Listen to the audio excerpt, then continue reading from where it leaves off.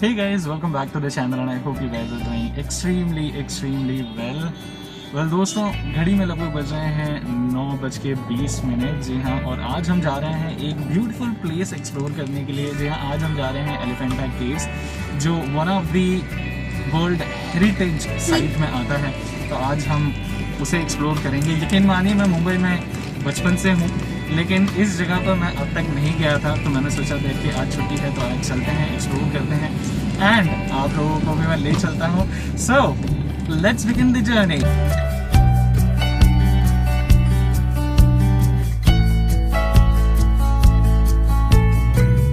तो दोस्तों, 2 घंटे के सफ़र करने के बाद, 2 घंटे की ड्राइविंग करने के बाद मैं हूँ गेटवे ऑफ इंडिया में, और ठीक मेरे पीछे है ये Taj Mahal hotel, the iconic Taj Mahal hotel. And ये मेरे सामने आप देख सकते हैं बहुत ही ब्यूटीफुल नज़ारा समंदर का। ढेर सारी शिप यहाँ पे खड़ी हैं और बस तो अभी से जो है अपनी जर्नी जो है वो शुरू हो जाती है। वेल, अगर आपको एलिफेंटा केव आना है तो आपको गेटवे ऑफ इंडिया आना पड़ेगा। गेटवे ऑफ इंडिया आने के लिए आपके पास काफ़ी सारे मीडियम्स जो हैं वो अवेलेबल होते हैं। सबसे पहली चीज़ जो मैं आप लोगों को बता दूं, जो चीपेस्ट है, जो चीपेस्ट मीडियम होगा वो ट्रेन होगा। अगर आप हर्बल लाइन या फिर सेंट्रल लाइन से आते हैं तो आपको CST में उतरना होगा, CST की ट्रेन पकड़नी होगी। अगर आप विरार की ट्रेन से आते हैं तो आपको चर्चगेट उतरना होगा। दोनों ही स्टेशन से शेयरिंग टैक्सी और बसेस जो हैं वो अवेलेबल होती हैं यहाँ तक आने के लिए। और गेटवे ऑफ इंडिया ही एक ऐसा प्लेस है जहाँ से एलिफेंटा केव के लिए जो है फेरीज़ चलती हैं। तो हमें भी बस वही पकड़नी है, हमें फेरी पकड़नी है और अपनी एलिफेंटा केव की जर्नी को शुरू करना है।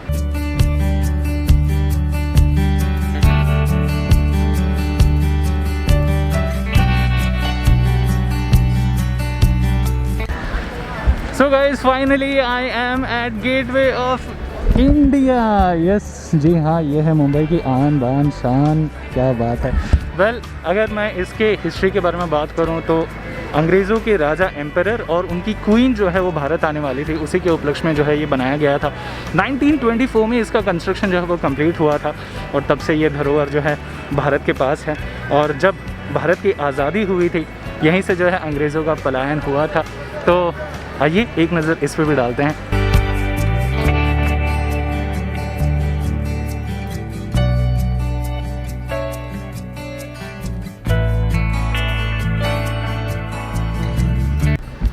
तो दोस्तों, ये है गेटवे ऑफ इंडिया। बचपन में मैं यहाँ पे बहुत ज़्यादा आया करता था, बिकॉज़ यहाँ पे इस तरीके की बोट चलती हैं एंड यहाँ से आप जो है फेरी का मज़ा ले सकते हैं।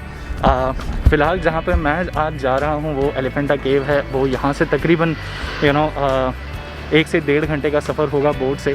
लेकिन जो छोटी सी जो राइड होती है वो यहाँ से होती है। कुछ इस तरीके की राइड जो है आप देख सकते हैं, इस तरीके की राइड यहाँ से होती है एंड सच में बहुत ज़्यादा मज़ा आता था। आज तो मैं सुपर डुपर बहुत ही ज़्यादा एक्साइटेड हूँ, बिकॉज़ आज मैं बहुत दूर जाने वाला हूँ और इतनी लंबी जर्नी बोट से तो मैंने कभी नहीं की। तो लेट्स सी कैसे होता है, क्या होता है, और जो भी होगा बहुत ही ज़्यादा अच्छा होगा, बहुत ही ज़्यादा बढ़िया होगा। तो मैंने एलिफेंटा केव के लिए टिकट ले ली है। 225 की एक टिकट आती है, उसमें आप वापसी और जाने का जो है कार्यक्रम पूरा हो जाता है। तो अब हम चलते हैं बोट के अंदर एंड अच्छा यहाँ से okay.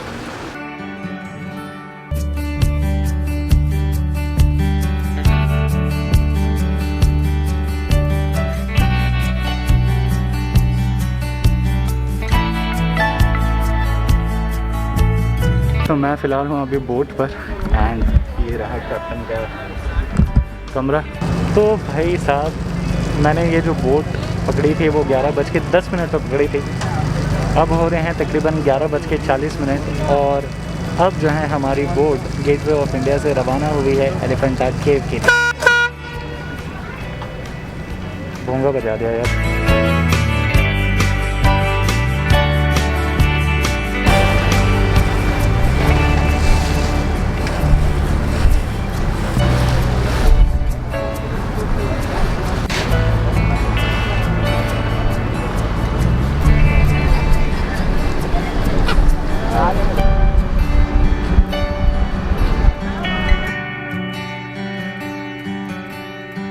So finally we are at Elephanta cave, और एलिफेंटा केव के जो है एंट्रेंस में आपको मिल जाती है ये टॉय ट्रेन जिसकी टिकट है 10 रुपये की। तो अब हम इस टॉय ट्रेन में बैठेंगे और अपनी आगे की जर्नी शुरू करेंगे।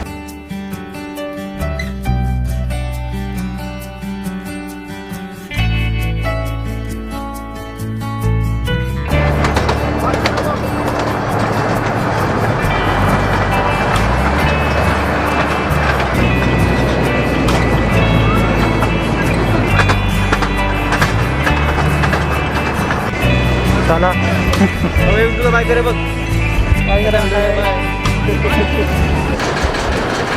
ओके, तो टॉय ट्रेन का एक छोटा सा सफ़र यहाँ पे समाप्त होता है और आगे की जर्नी हमें जो है वो पैदल करनी पड़ेगी। दोस्तों, टॉय ट्रेन की जर्नी के बाद यहाँ पर एंट्री करने के लिए आपको एक और जो है वो टिकट लेनी होती है। वो ग्राम पंचायत की जो है वो टिकट होती है 5 रुपये। आगे बढ़ते हैं। तो दोस्तों, हमने जो है अब एलिफेंटा केव की जो है वो चढ़ाई शुरू कर दी है। यहाँ पे तकरीबन 120 जो है वो स्टेप्स हैं और ये स्टेप्स चढ़ते हुए दोनों तरफ आपको जो है अलग अलग शॉप्स देखने के मिलेगी, जहाँ पे काफ़ी कुछ अच्छी चीज़ें हैं और आप शॉप भी कर सकते हैं।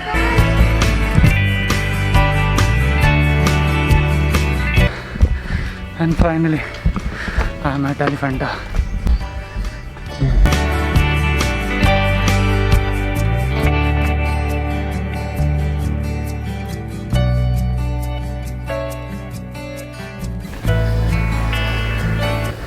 तो दोस्तों, मेरे सामने है केव नंबर 1 जो आप देख सकते हैं। ये एक मेन केव है जो हिंदुइज्म के ऊपर आधारित है। चलिए अंदर चलते हैं।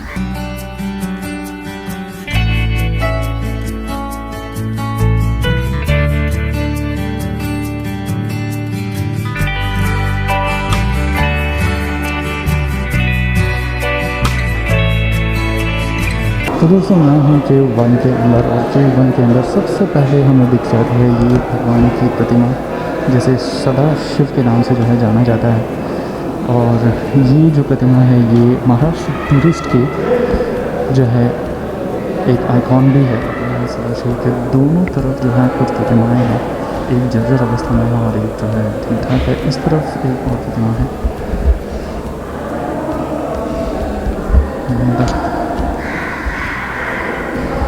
इस तरफ भी एक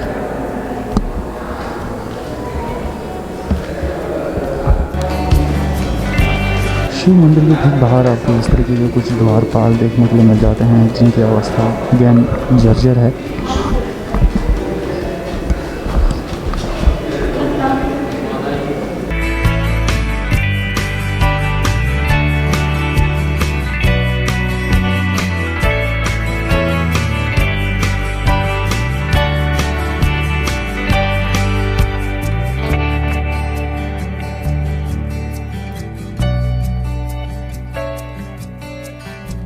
तो दोस्तों, मेन केव से जुड़ी हुई ये एक दूसरी केव है।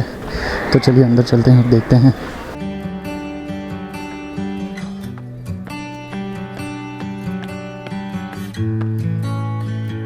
ऑलराइट, तो यहाँ पर सबसे पहले हमें भगवान शिव का एक टेंपल देखने के लिए मिल जाता है। भगवान शिव अंदर विराजमान है और बाहर जो द्वारपाल हैं, जो शेर बने हुए हैं, एक ठीक है, एक थोड़ा सा गड़बड़ हालत में है। इस तरफ की ये जो प्रतिमा है ये भी थोड़ी सी जर्जर अवस्था में है। एंड इस तरफ शायद कोई साधना करने का प्लेस होगा।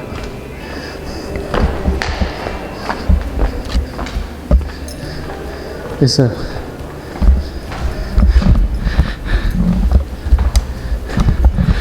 शिव मंदिर के अभी मैं चक्कर लगा रहा हूँ।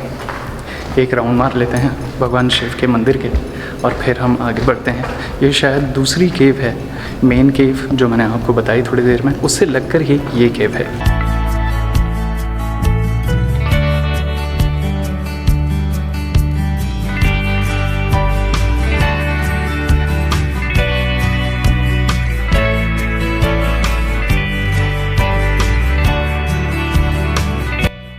तो मैं जैसा आपको बता रहा था कि यहाँ पर 7 गुफाएं हैं। 5 जो गुफाएं हैं वो हिंदुइज़्म के ऊपर है और 2 जो हैं वो बुद्धिज़्म के ऊपर है। एक केव हमने देख ली है, अब दूसरी केव्स की तरफ बढ़ते हैं। इस केव को हमने जस्ट अभी एक्सप्लोर किया। ये मेन केव है, मेन गुफा है।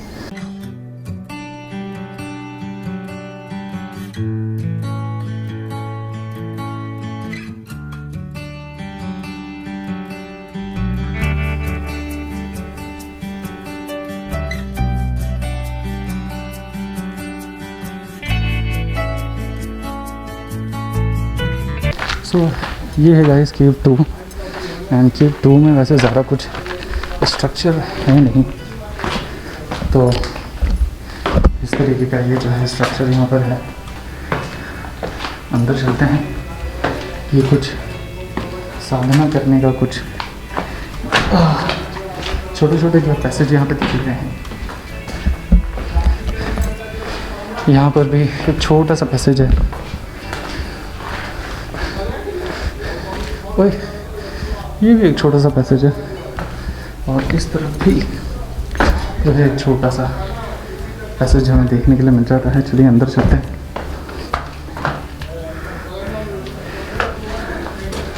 दिस इज व्हाट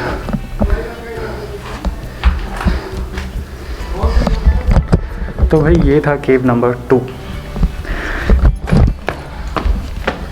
चलिए अब चलते हैं बाहर, वहाँ से चलते हैं।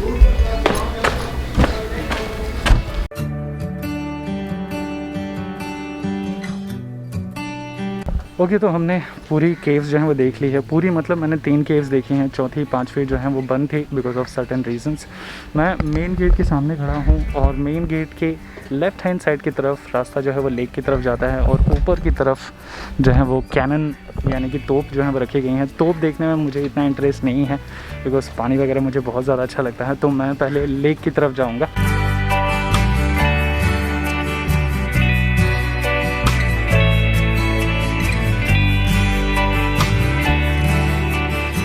रास्ता बहुत ही ज़्यादा सुंदर है, सुनसान है। यहाँ पे कोई नहीं है। एक पतली सी पगडंडी यहाँ पे जा रही है और मेरे इर्द गिर्द सिर्फ लंबे लंबे पेड़ पौधे हैं और जंगल नुमा ये रास्ता है। देखते हैं आगे का व्यू कैसा होगा।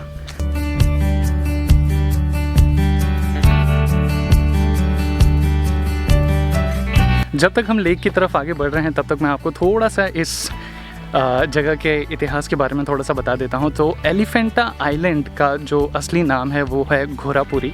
यहाँ का असली नाम घोरापुरी है और ये गेटवे ऑफ इंडिया से लगभग 10 किलोमीटर की दूरी पर है। यहाँ पर आने के लिए तकरीबन 1 घंटा जो है आपको लग जाता है फेरी से। यहाँ का इतिहास जो है वो बहुत ही ज़्यादा प्रचलित है। ये जो केव आपने अभी देखी वीडियो में, ये तकरीबन 5वीं से 6वीं शताब्दी के बीच में जो है बनाई गई हैं। और इसे बनाने वाले कौन हैं, इसका जो है अभी तक आर्ग्यूमेंट चल रहा है दैट कि ये केव आखिर किसने बनाई है। कोई कहता है दैट कि पांडवों ने बनाई है, कोई कहता है कि कोई साउथ के राजा थे उन्होंने बनाई है। तो अभी तक इसका जो तथ्य है वो पूरी तरीके से क्लियर नहीं है, तो इस वजह से मैं भी आपको बता नहीं पाऊँगा। लेकिन हाँ, इस गुफाओं पर जिस तरीके से अत्याचार हुए हैं वो आपने देखे ही हैं कि मूर्तियाँ काफ़ी गलत तरीके से जो है वो खंडित की गई हैं। पुर्तगीज़ यहाँ पर आए थे और पुर्तगीज़ जैसे ही यहाँ पर आए उन्होंने इस आइलैंड में एक एलिफेंट, एक हाथी के स्टैचू को देखा और बस तब से इसका नाम जो है एलिफेंटा पड़ गया, एलिफेंट आइलैंड। और यहाँ पर वो बेसिकली अपनी शूटिंग की प्रैक्टिस किया करते थे, तलवारबाजी की प्रैक्टिस किया करते थे और वो प्रैक्टिस किसी इंसान पर नहीं, यहाँ पर बनी मूर्तियों पर किया करते थे और यही परिणाम है। और इसी वजह से जो है यहाँ की जो मूर्तियाँ खंडित हैं।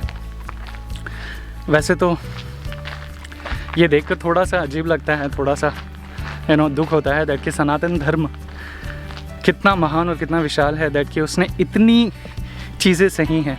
सनातन धर्म को ख़त्म करने के लिए मुग़ल आए, ब्रिटिश आए, पुर्तगीज़ आए सॉरी, और अभी भी सोशल मीडिया में काफ़ी कुछ चीज़ें चलती रहती हैं।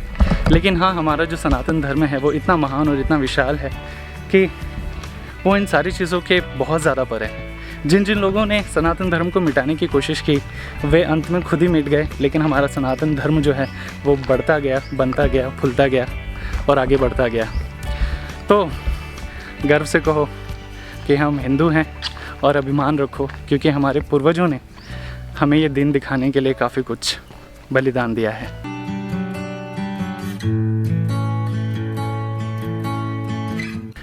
सो दोस्तों फाइनली मैं लेक के पास पहुंच गया हूं एंड व्यू जो है वो बहुत ही ज़्यादा खूबसूरत है। चलिए अंदर चलते हैं, तब मैं आपको बताता हूं। This place is close eight 5 PM। तो चलिए गेट के से अंदर जाते हैं गेट से। ये खूबसूरत सी स्टेप्स, बड़ी बड़ी स्टेप्स हैं ऐसे तो। और भाई साहब ये सूचना है, पढ़ लीजिएगा स्टॉप करके। And this is the beautiful lake guys. कितना खूबसूरत है भाई, कितना खूबसूरत है। और लेक के इस तरफ कुछ मकान हैं और इस तरफ ये खूबसूरत सा लेक। शाम को अगर यहाँ पर आए ना तो सच में बहुत ज़्यादा अच्छा लगेगा। अभी तो कड़ी धूप है, लगभग 2:30 बज रहे हैं और इस कड़कती हुई धूप में मैं फ़िलहाल अकेला यहाँ पर हूँ। यहाँ पे कोई नहीं है, ना मेरे आगे है, सॉरी ना मेरे कोई आगे है ना मेरे कोई पीछे है, ना मेरे कोई दाएं हैं ना बाएं हैं, सिर्फ मैं हूँ और मेरी तन्हाई है और ये ब्यूटीफुल लेक है। इस ब्यूटीफुल लेक को थोड़ा सा निहारते हैं और फिर यहाँ से चलते हैं।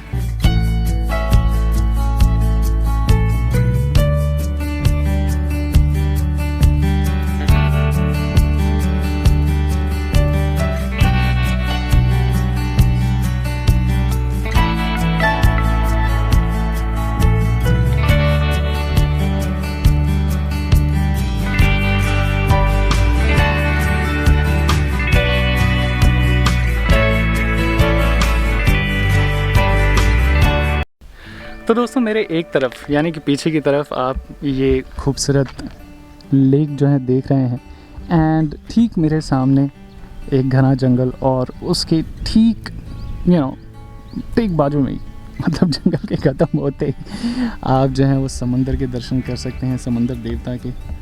बहुत ही खूबसूरत और बहुत ही प्यारा नज़ारा है यार, बहुत ही प्यारा नज़ारा है सीरियसली। यहाँ पे शाम को आओ, शाम जो है ना रंगीन हो जाएगी, मज़ा आ जाएगा seriously. It's so beautiful and seriously शांति यहाँ पर है, शांति बहुत ज़्यादा।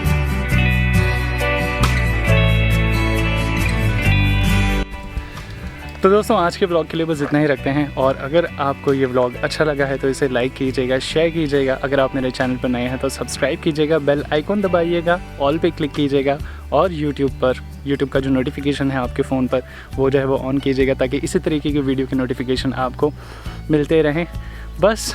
और हाँ, ये वीडियो आपको कैसी लगी कमेंट करना। यार आप लोग कमेंट नहीं करते, कितनी गलत बात है। कमेंट किया करो, मुझे पता तो लगे दैट कि वीडियो आपको कैसे लग रही है, कैसे नहीं लग रही है, क्या इंप्रूवमेंट की ज़रूरत है, क्या नहीं है, वगैरह वगैरह कुछ तो पता चले तो कमेंट करना।